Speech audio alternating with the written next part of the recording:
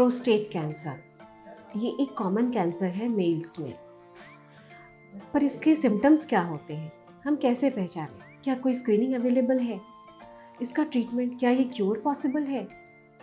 इन सब सवालों का जवाब मैं देने वाली हूँ इस वीडियो में।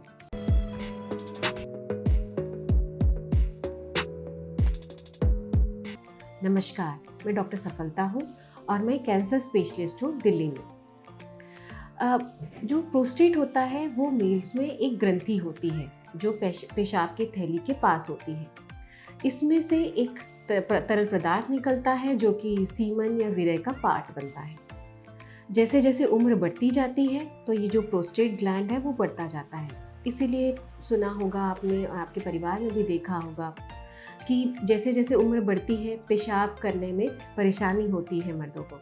उसमें प्रेशर ठीक से नहीं बनता है, उन्हें बार बार जाना पड़ता है क्योंकि ये जो ग्रंथि है वो बड़ी होती जाती है और पेशाब की जो नली है उसको दबा रही होती है। ऐसे में बार बार पेशाब इकट्ठा होता जाता है, वहाँ पे इन्फेक्शन का भी रिस्क बढ़ता जाता है।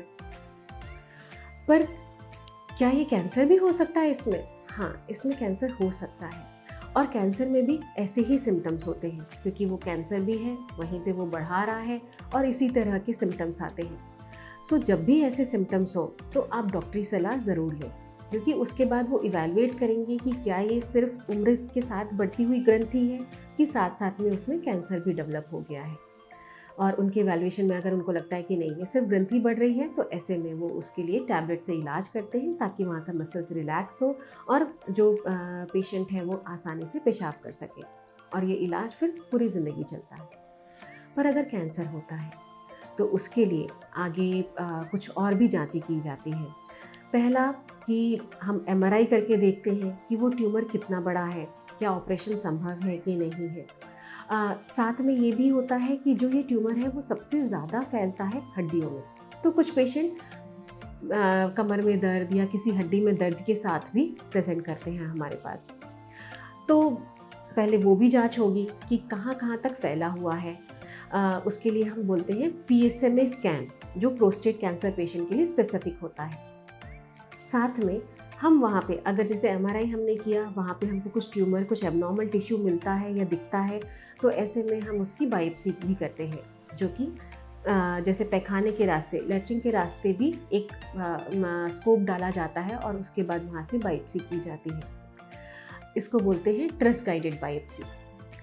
अब उसमें आपका जब ये हो गया स्टेजिंग कि आपकी बायोप्सी में ट्यूमर निकल आया, फिर उसके बाद स्टेजिंग हो गई और उसमें स्टेजिंग में पता चलता है कि ये बहुत छोटा कैंसर है तो उसमें यूजुअली डॉक्टर्स ऑपरेशन करते हैं और उसके बाद फिर हार्मोन का टैबलेट दिया जाता है।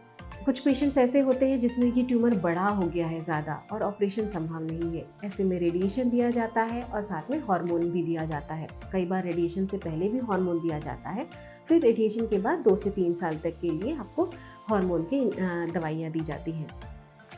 कुछ पेशेंट ऐसे भी होते हैं जो इस तरह के सिम्टम्स को नज़रअंदाज करते हैं, कभी कभी सिम्टम्स नहीं भी आते हैं और पेशेंट के हमारे पास पहुँचता है स्टेज 4 के साथ। प्रोस्टेट कैंसर में ये एक चीज़ है कि ऐसा नहीं है कि स्टेज 4 हो गया है तो बस 6 महीने की, साल भर की ज़िंदगी है, ऐसा नहीं है। इसका इलाज लंबा चलता है और ये भी हो सकता है कि 10 साल 15 साल भी निकल जाएं। तो उसमें हम यूजुअली जो इसके इलाज में करते हैं तो जैसे हार्मोन के इंजेक्शंस दिए जाते हैं। कुछ कभी कभी इंजेक्शन हर महीने दिए जाते हैं, कभी 3 महीने में भी दिए जाते हैं। कभी कभी आपको बोलते हैं जो टेस्टिस होता है, जो उसको जहाँ से आपके सारे मेल हार्मोन्स निकलते हैं, उसका भी ऑपरेशन की सलाह दी जाती है क्योंकि जो ये कैंसर है वो मेल हार्मोन्स के कारण ज़्यादा पनप रहा होता है। तो उस मेल हार्मोन्स को पूरी तरह से ख़त्म कर दें और ताकि ये कैंसर भी अपनी तरफ से कंट्रोल में आ जाए, वो भी किया जाता है। साथ साथ में बहुत सारे अब टारगेटेड दवाइयाँ आ चुकी हैं इसके लिए ताकि वो बहुत अच्छे से कंट्रोल कर सकती हैं। कम साइड इफ़ेक्ट्स के साथ साथ वो इस चीज़ को काफ़ी लंबे समय तक खींच पाती हैं इस बीमारी को और पेशेंट काफ़ी अच्छा महसूस कर रहे होते हैं। अगर डिसीज़ एडवांस हो या एग्रेसिव हो तो कीमोथेरेपी भी एडवाइस की जाती है और फिर रेगुलर चेकअप किया आपको एडवाइस किया जाता है। पर ये भी है जो प्रोस्टेट कैंसर होता है उसमें स्क्रीनिंग पॉसिबल है। स्क्रीनिंग कौन से पेशेंट्स को कराना चाहिए?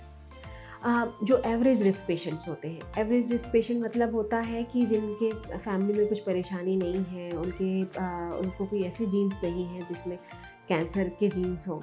ऐसे में उनको 45 इयर्स के बाद हम एडवाइस करते हैं कि उनको रेगुलर चेकअप कराना चाहिए। उसमें हम एक ब्लड टेस्ट करते हैं, सीरम PSA लेवल, और होता है digital rectal examination. Serum PSA level अगर कुछ प्रॉब्लम हो, एबनॉर्मल हो, तो डिजिटल रेक्टल एग्जामिनेशन किया जाता है, जिसमें उंगली से उस ग्रंथि की जांच की जाती है।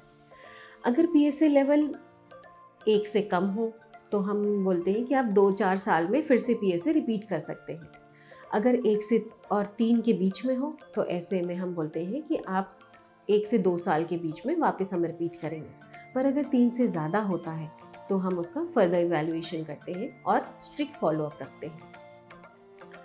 और अगर ऐसे पेशेंट्स होते हैं जिनमें हाई रिस्क केसेस है, हाई रिस्क केसेस मतलब जिनमें फैमिली हिस्ट्री रही है, उनके फादर को, चाचा को इस तरह के कैंसर्स रही हैं, या फैमिली में जिसको हम लोग बोलते हैं हेरिडिटरी ब्रेस्ट ओवेरियन कैंसर, मतलब स्तन का कैंसर, ओवरीज का कैंसर, इस तरह के कैंसर्स रही हैं।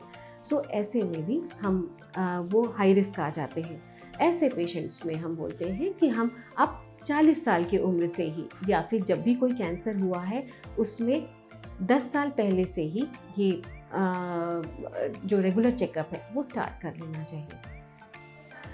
प्रोस्टेट कैंसर स्क्रीनिंग पॉसिबल है। प्रोस्टेट कैंसर में इलाज संभव है। अगर शुरुआती दौर में आप पकड़ लें तो वो क्योर पॉसिबल होता है।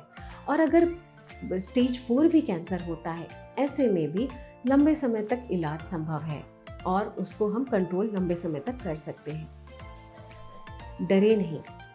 जब भी आपको कुछ ऐसे सिम्टम्स हो, आपका शरीर आपको बता रहा हो कि कुछ प्रॉब्लम है, डॉक्टरी सलाह लें। आप इससे हमेशा के लिए कैंसर से मुक्ति पा सकते हैं। होप आपके कुछ सवालों का जवाब मैंने दे दिया होगा। अगर आपको और भी कुछ पूछना है तो आप मुझे संपर्क कर सकते हैं। Thank you.